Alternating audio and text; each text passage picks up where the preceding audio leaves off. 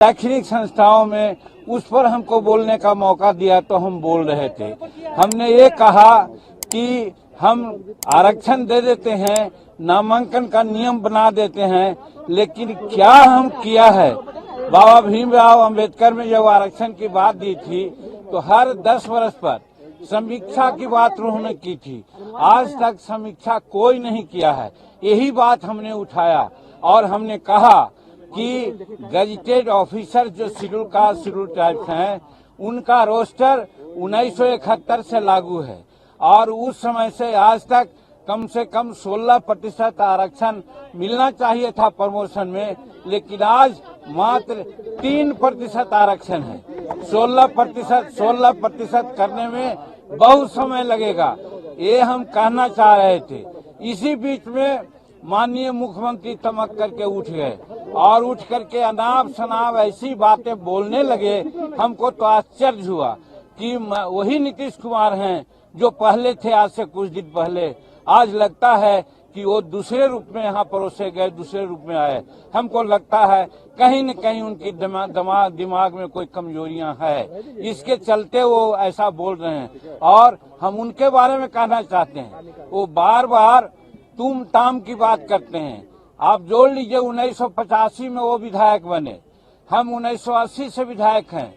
उम्र में वो 74 साल के हैं, उम्र में हम 80 साल के हैं।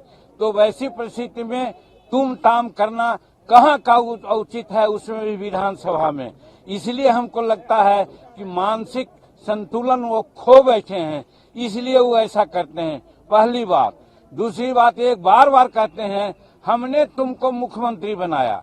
देहात में कहा जाता है कि भले भैया सिर मुड़ाती है, उसको दोहे में चुचुअट होती है, कीड़ा काटता है तो वो सिर मुड़ाता है। उसी प्रकार से नीतीश कुमार 2014 में हार गए। सब लोग कहने लगा नीतीश कुमार इस्तीफा दो, इस्तीफा दो। अपनी लाज बचाने के लिए एक सीधा साधा आदमी को मुख्यमंत्री बनाने का काम किया। जीतन मांझी को उन्होंने अंडर एस्टिमेट किया था, समझ लिया था कि ये तो भुइयां मुसहर का परिवार है, हम जो कहेंगे वो करेगा।